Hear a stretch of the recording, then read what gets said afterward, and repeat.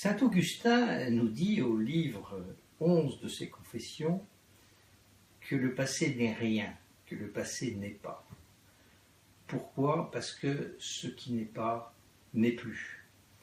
Ou plutôt ce qui n'est plus n'est pas. Très bien. Alors, si le passé n'est rien, comment se fait-il que nous en parlions, que nous l'évoquions? Eh bien, Saint Augustin dit parce que le passé, effectivement, nous pouvons en parler dans le présent. Il existe donc un présent du passé qui s'appelle le récit.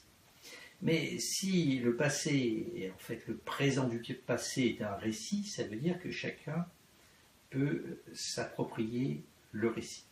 Donc qu'on ne cesse de réécrire le passé. Finalement, il existe dans la vie une logique causale qui consiste à dire le passé explique le présent et le présent explique l'avenir. Et puis il existe une logique existentielle qui consiste à dire ce qui me définit dans le présent, c'est ce que je veux être dans l'avenir, ma volonté d'avenir. Et ensuite, de cette volonté d'avenir et donc de ce présent, je vais déduire un récit du passé qui respecte le principe causal. Autrement dit, chaque fois que je change de volonté d'avenir, je dois modifier mon récit sur le passé. Ce qui rend le passé assez imprévisible. Vous vous doutez bien que les hommes du Moyen-Âge, quand ils parlaient de leur présent, ne disaient pas « nous vivons le Moyen-Âge en attendant la Renaissance ». Évidemment.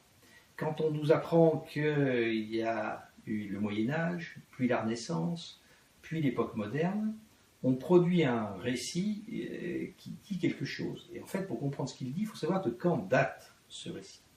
Ce récit date de la première moitié du XIXe siècle. Pourquoi au XIXe siècle, en quelque sorte, on invente le Moyen-Âge?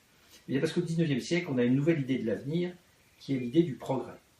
Si on progresse, c'est qu'on vient d'une période obscure et qu'il y a eu un démarrage. Donc, le Moyen-Âge tient lieu de période obscure et la Renaissance de témoignage.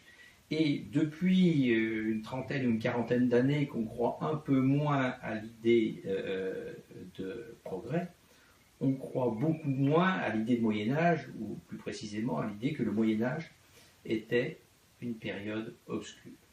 N'oubliez pas cela, chaque fois que je change de volonté d'avenir, je dois changer de récit sur le passé, et donc finalement, le passé est au moins aussi imprévisible que l'avenir, en tout cas dans son récit, parce qu'il restera toujours vrai que Napoléon est mort le 5 mai 1821 à Saint-Étienne. Ceci n'a plus rien d'imprévisible.